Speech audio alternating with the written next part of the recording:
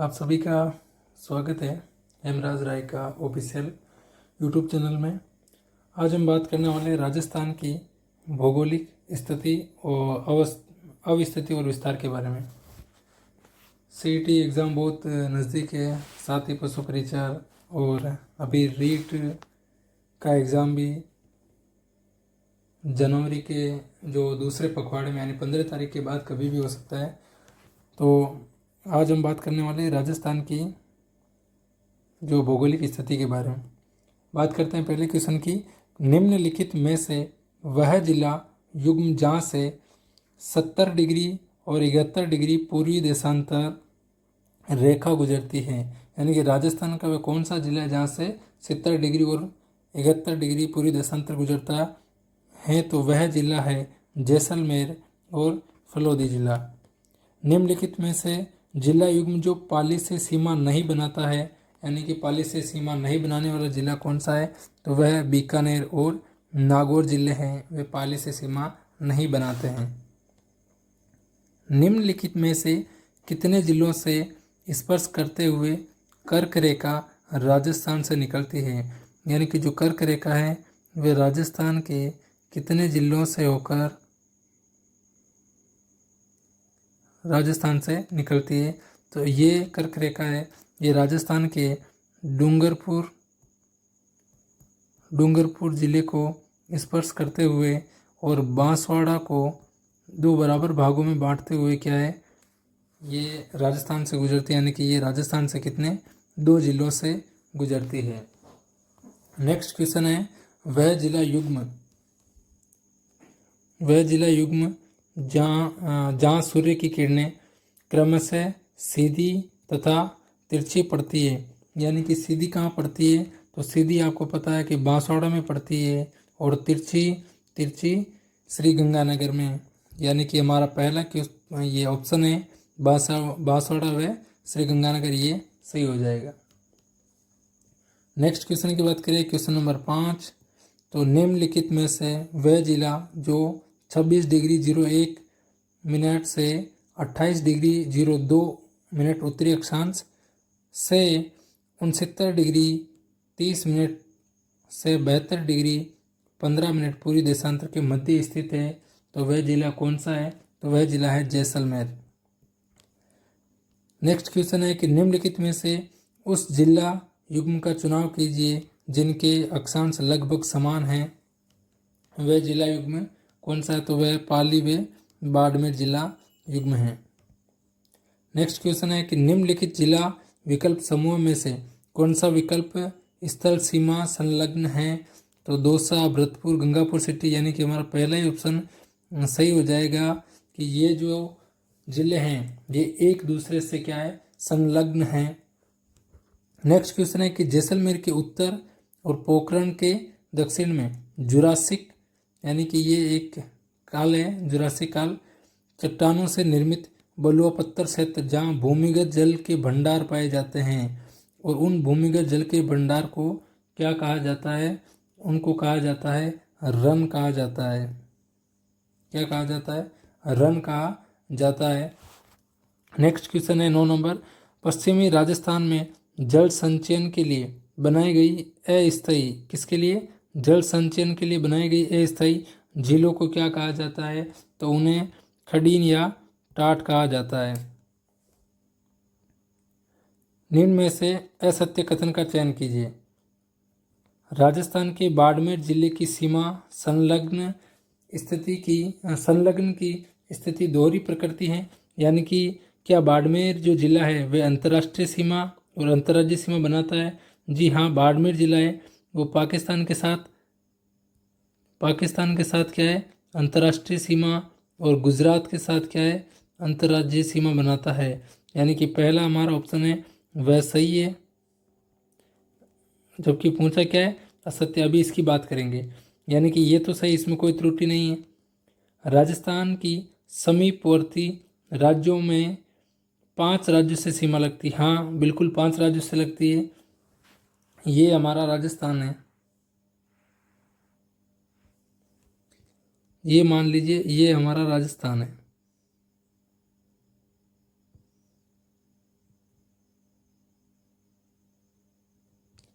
इस राजस्थान के इस उत्तरी भाग से पंजाब की सीमा लगती है।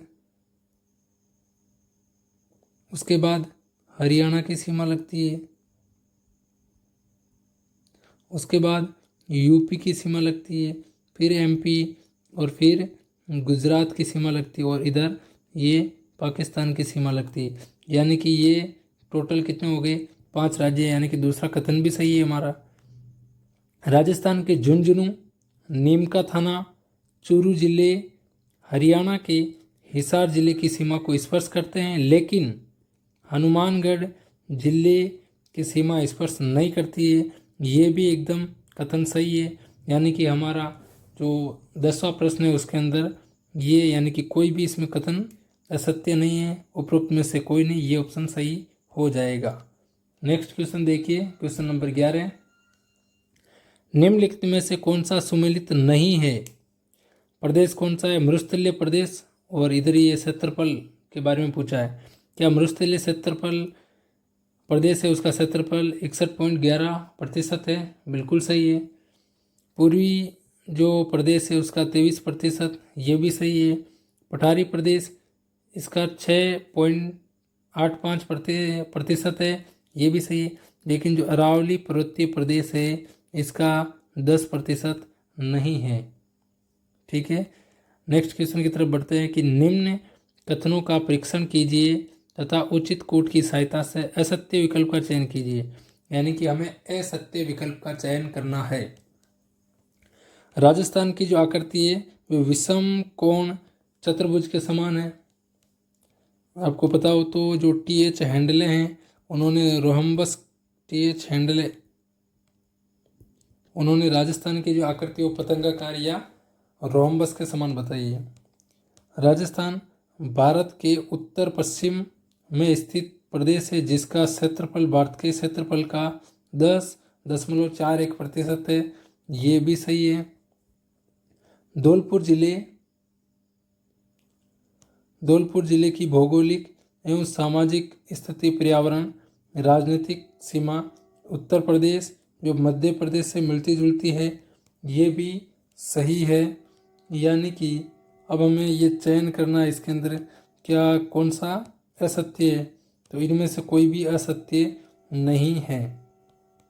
नेक्स्ट क्वेश्चन की तरफ बढ़ते हैं, क्वेश्चन नंबर 13। निम्नलिखित में से असत्य कथन को पहचानिए। राजस्थान की गुजरात के साथ सबसे लंबी सीमा उदयपुर, यानी कि जो गुजरात के साथ सबसे लंबी सीमा है वो किसकी है? उदयपुर की लगती है। अंतर्राष्ट्रीय और अंतर्राज्यीय सीमा बनाने वाले 2 जिलों, एक है श्री गंगानगर और एक है बाड़मेर। आपको पता हो तो ये राजस्थान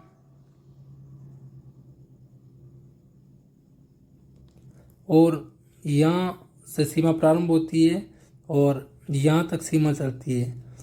इन सीमा क्रम में एक ये जिला है उसका नाम है गंगानगर और एक ये जिला उसका नाम है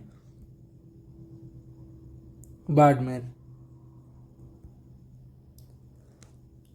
ये 2 जिले, ये गुजरात के साथ भी सीमा बनाता है और इधर पाक के साथ यानी पाकिस्तान के साथ भी, ये भी पाकिस्तान के साथ भी सीमा बनाता है और इधर पंजाब के साथ भी। यानी कि ये 2 जिले ऐसे हैं जो अंतर्राष्ट्रीय और अंतर्राज्यीय दोनों सीमाएं बनाते हैं। ये कथन भी सही हो गया और ये भी सही हो गया। देखिए नेक्स्ट के मध्य प्रदेश गुजरात के साथ अंतर्राष्ट्रीय सीमा बनाने वाला, अच्छा मध्य प्रदेश और गुजरात के साथ अंतर्राज्यीय सीमा बनाने वाला, यानी एक जिला है वह 2 राज्यों के साथ सीमा बनाता है। एक ये है, इसका नाम है बांसवाड़ा और ये गुजरात और मध्य प्रदेश के साथ सीमा बनाता है। एक जिला यहाँ पर है वह है धौलपुर, वह भी सीमा बनाता है। एक जिला यहाँ पर है उसका नाम है डी, वह भी सीमा बनाता है। और एक यहाँ पर है हनुमानगढ़ जो पंजाब और हरियाणा के साथ सीमा बनाता है। राजस्थान के अंतर्राष्ट्रीय सीमा संलग्न जिले चूरू, झुंझुनू, जयपुर, ये गलत है, ये हमारा आंसर हो जाएगा। नेक्स्ट क्वेश्चन देखिए, क्वेश्चन नंबर 14 कि निम्नलिखित में से असत्य कथन का चयन कीजिए। हमें असत्य कथन का चयन करना है कि जो पंजाब राज्य के दो जिले, एक का नाम है फाजिल्का और एक का नाम है मुक्तसर। जो ये फाजिल्का और मुक्तसर है, ये क्या है, राजस्थान के साथ सीमा बनाते हैं। बिल्कुल ये सही है कि ये राजस्थान के साथ सीमा बनाते हैं। राजस्थान की कुल स्थलीय सीमा बनाने वाले जिलों की संख्या 26 से नहीं, ये गलत है और हमारा ऑप्शन यही सही हो जाएगा कि ये क्या है, हमारा ऑप्शन है। राजस्थान की गुजरात के साथ सीमा है वो 1022 किलोमीटर है और उत्तर प्रदेश के साथ 877 किलोमीटर है और पंजाब के साथ कितनी है तो 89 किलोमीटर है और मध्य प्रदेश के साथ 1600 किलोमीटर है। और कौन बचा एक, उत्तर प्रदेश हो गया, गुजरात हो गया, मध्य प्रदेश और हरियाणा के क्या है 1262 किलोमीटर। ये पांचों राज्यों की जो सीमा है वो हो चुकी है और पाकिस्तान के साथ 1070 किलोमीटर सीमा है। टोटल कितनी आपकी 5920 किलोमीटर सीमा है स्थलीय सीमा। राज्य के साथ कितनी तो 4850 किलोमीटर है, उसमें 1070 आप जोड़ लें तो कितनी आ जाएगी, ये 0, ये 2, ये 9 और ये 5, 5920 किलोमीटर।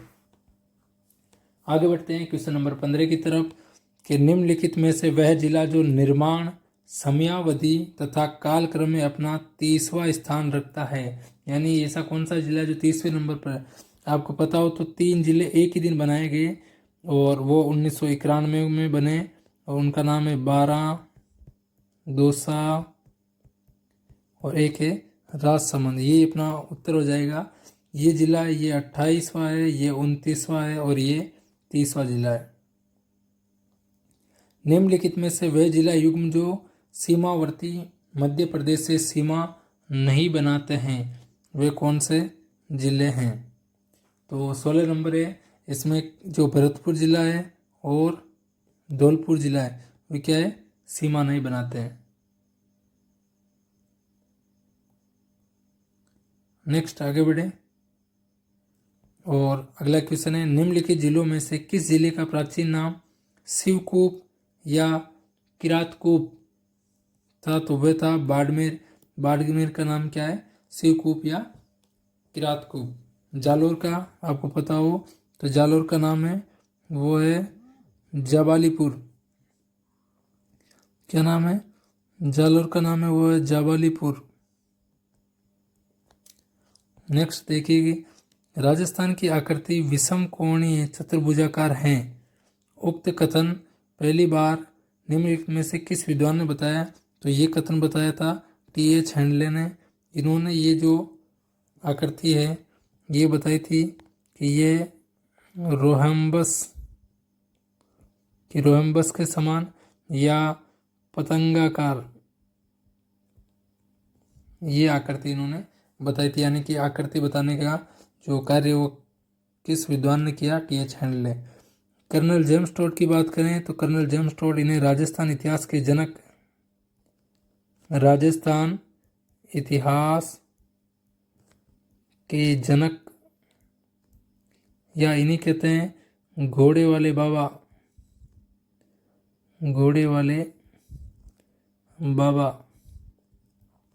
इन्होंने आपको पता हो तो राजस्थान नामकरण भी किया था। राजस्थान रजवाड़ा इन्होंने वो नाम दिया था। इनकी एक बहुत चर्चित पुस्तक है the annals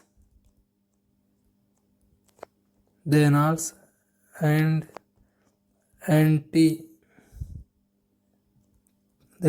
antiquities of Rajasthan. ये इनकी एक बहुचर्चित पुस्तक रही थी। इनके गुरु का नाम यति ज्ञानचंद्र है और वह मांडलगढ़ भिलवाड़ा के निवासी थे। नेक्स्ट क्वेश्चन देखिए कि राजस्थान को भौतिक प्रदेशों में बांटने का सर्वप्रथम प्रयास किसके द्वारा किया गया। तो ये प्रयास किया गया VC मिश्रा जी के द्वारा किया गया। उसके बाद SK सेन दूसरे नंबर पर आते हैं, इन्होंने ये प्रयास किया था। राजस्थान में निम्नलिखित में से कौन सा क्षेत्र सतही जल द्वारा मृदा अपरदन से सर्वाधिक प्रभावित है। तो वह क्षेत्र है चंबल। आपको पता हो तो अवनलिका अपरदन पढ़ते हैं अपन, अवनलिका अपरदन तो सर्वाधिक ग्रसित जो प्रदेश है वो कौन है? चंबल प्रदेश। थार मरुस्थल के संदर्भ में थार मरुस्थल के संदर्भ में निम्न में से कौन सा सुमेलित नहीं है? तो थार मरुस्थल का कुल क्षेत्रफल कितना है?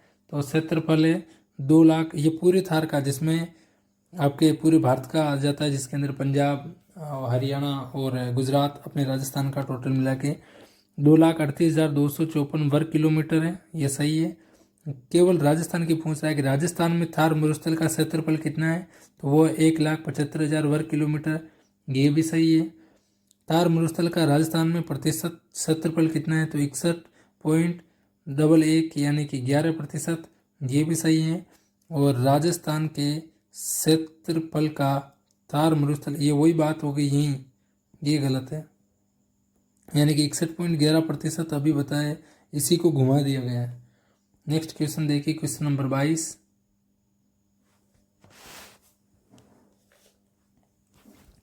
निम्नलिखित में से कौन सी समवर्षा रेखा रेगिस्तान को 2 समान भागों में बांटती है?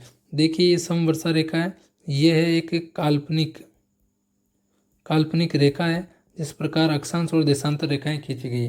ये जो सम रेखा है राजस्थान को 3 भागों में विभाजित किया। वैसे अपन अभी एक बात करते हैं कि ये राजस्थान है,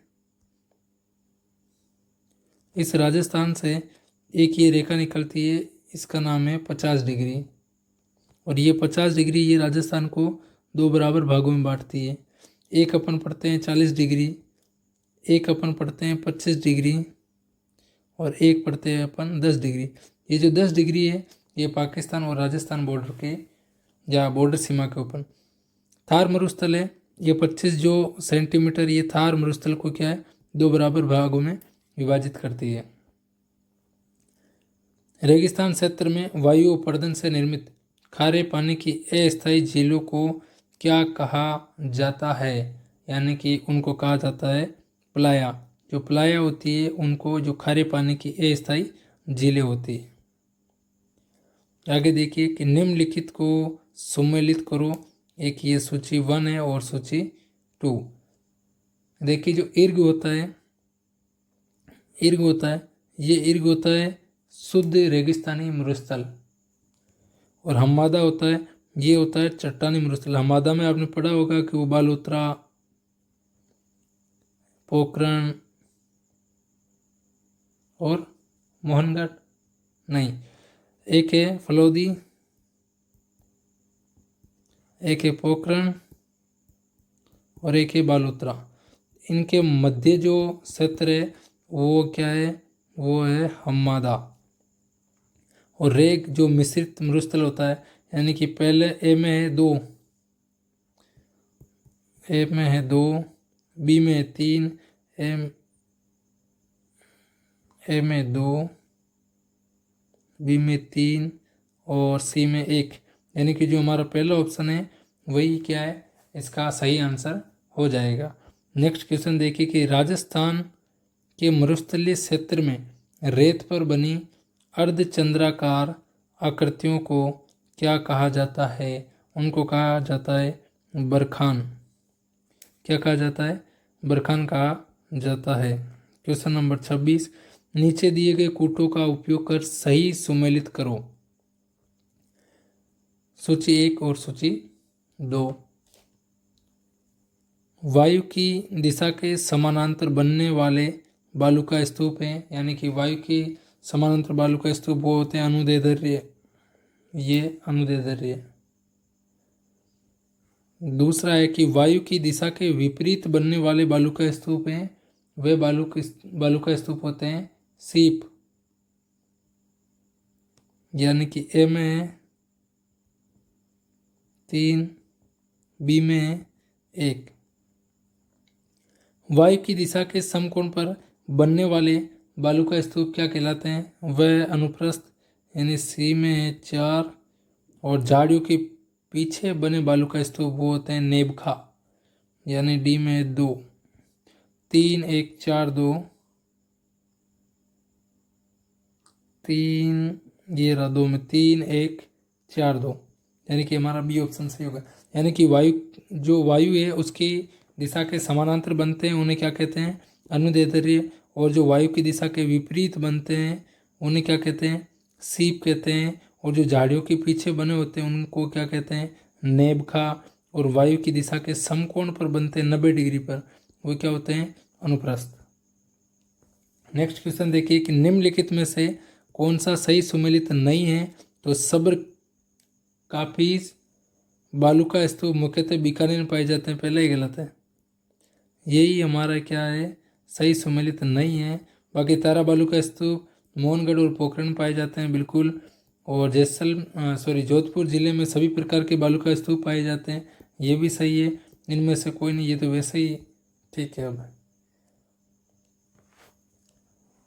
देखिए अगला क्वेश्चन है 28।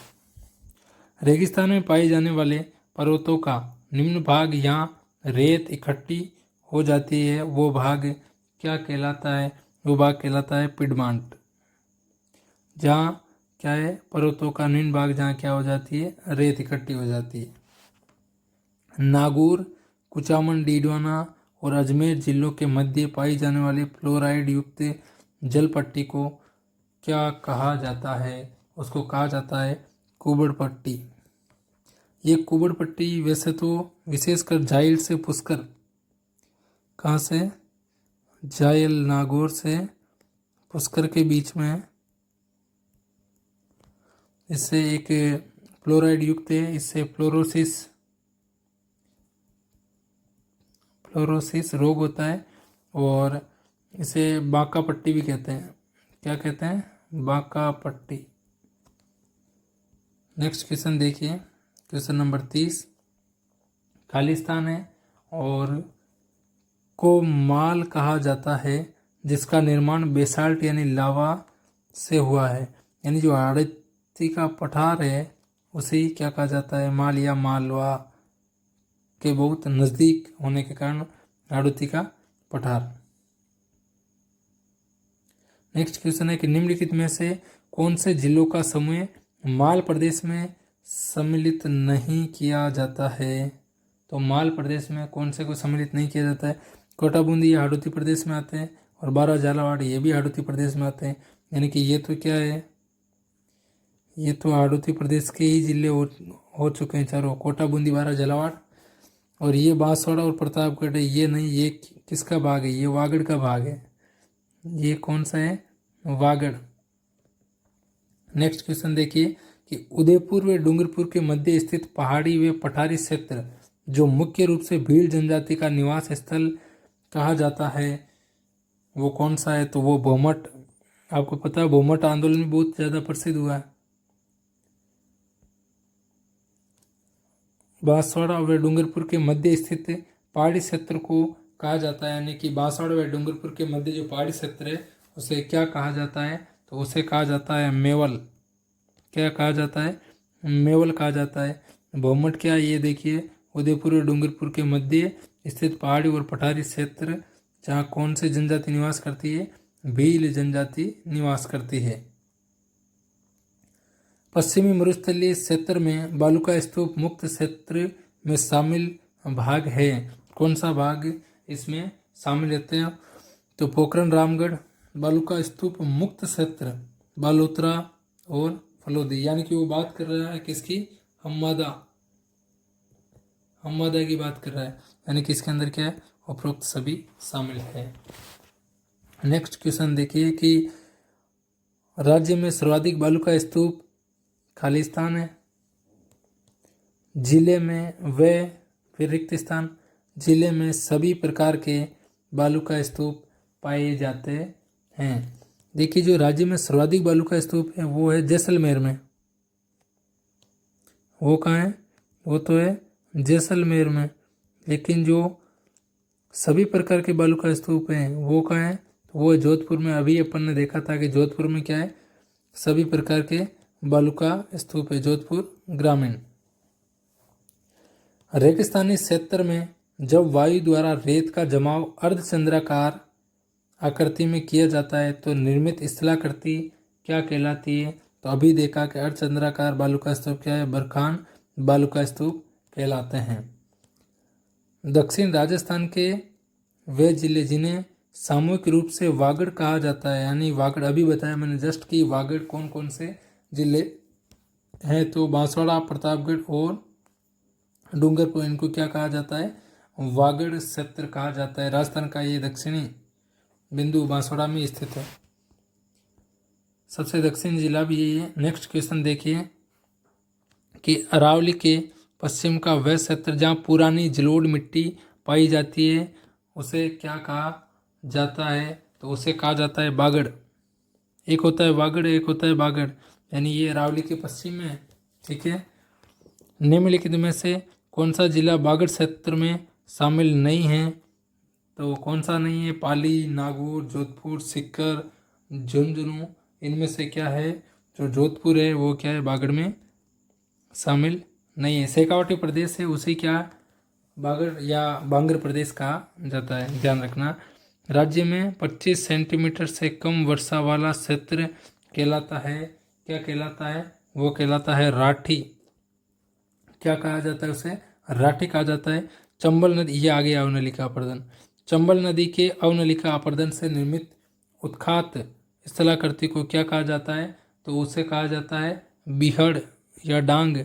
और डांग की रानी किसे कहते हैं, डांग की रानी, डांग की रानी किसे कहा जाता है, तो वो कहते हैं करौली को, करौली को डांग की रानी कहा जाता है। ये आई गया नीचे क्वेश्चन, निम्नलिखित में से किस जिले को डांग की रानी कहा जाता है, तो वो तो करौली को कहा जाता है। आगे देखिए नेक्स्ट क्वेश्चन, इसको सुमेलित करना है, निम्नलिखित को सुमेलित करो। अरावली की सर्वाधिक ऊंचाई, तो अरावली की सर्वाधिक ऊंचाई कहाँ है, सिरोही में, आपको पता हो तो राजस्थान की, और ये अपना जो भारत है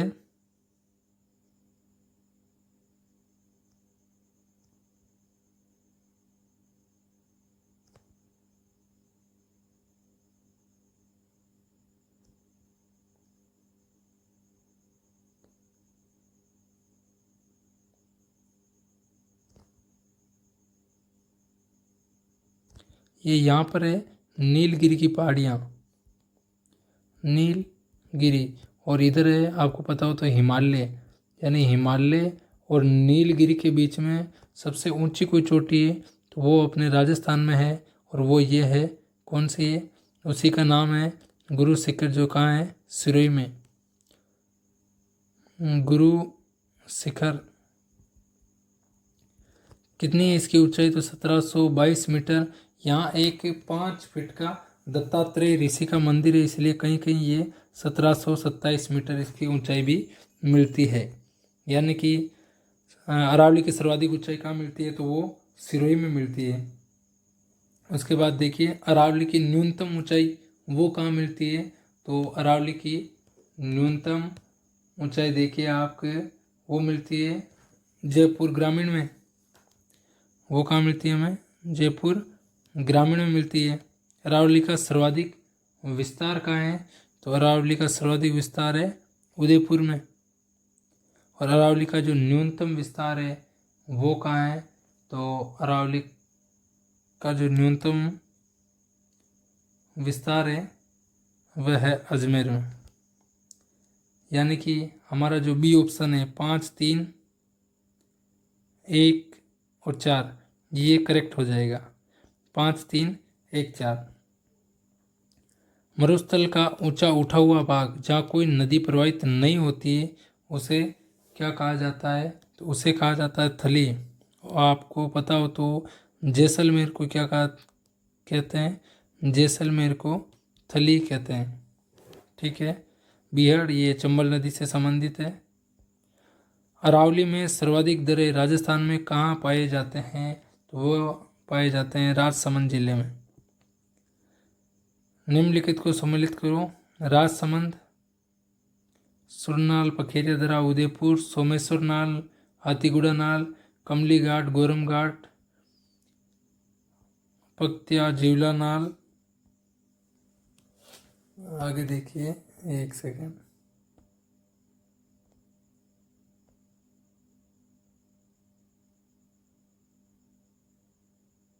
अब ये इधर भी दिख जाएगा ऊपर, और ये दोनों ऑप्शन दिख रहे हैं क्वेश्चन नंबर 46 के। तो देखिए कि जो राजसमंद है वो राजसमंद के कौन कौन से हैं, तो ये सोमेश्वर नाल, हाथीगुड़ा नाल, कमली घाट, गोरम घाट, ये सभी क्या है, राजसमंद के हैं। आगे देखिए कि ये भी ये उदयपुर में ये देबार नाल, केवड़ा, फुलवारी के नाल, ये सभी क्या है, तो ए में हो गए हमारा 2, बी में 3,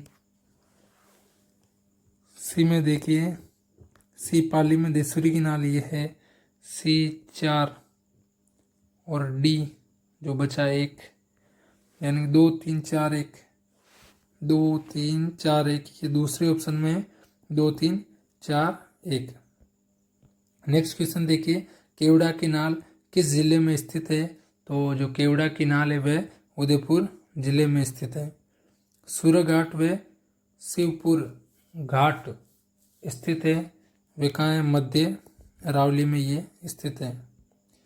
क्वेश्चन नंबर 49 देखिए कि निम्नलिखित में से कौन सा दक्षिण अरावली को पार करने का दर्रा नहीं है, तो वे कौन सा है, अरनिया नहीं है, अरनिया दर्रा नहीं है।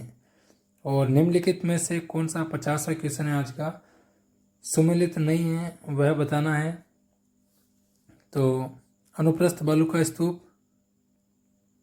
ये बाड़मेर, जोधपुर। पैराबोलिक बालू का स्तूप जैसलमेर, बाड़मेर, जोधपुर, बीकानेर। सीप, चूरू, बीकानेर, जैसलमेर। तारा बालू का स्तूप जैसलमेर, बाड़मेर, बीकानेर। ये चौथे वाला ये सम्मिलित नहीं है। तो आज के अपने 50 क्वेश्चन हो चुके हैं। तो आज का सेशन अपन यही समाप्त करते हैं। लाइव क्लास में कुछ नेटवर्क इशू था इसलिए प्रॉब्लम हो रही थी, तो आपको ये रिकॉर्डेड फॉर्म में मिलेगी। और अगर आप चैनल पर नए जुड़ रहे हैं तो चैनल को सब्सक्राइब कर लें और अपने साथियों तक इस क्लास को पहुंचाएं, वीडियो को लाइक करें। और आप सभी का बहुत बहुत धन्यवाद जुड़ने के लिए। मिलते हैं अपन नेक्स्ट क्लास में कल एक नेक्स्ट वीडियो में। तब तक के लिए आप सभी स्वस्थ रहें, मस्त रहें और अपने परिवार के परिजनों का ख्याल रखें। बड़ों को आदर सम्मान दें, छोटों को प्रेम दें और आप सभी का सम्मान करें। इसी के साथ आज का सेशन करते हैं ये समाप्त। जय हिंद, जय भारत।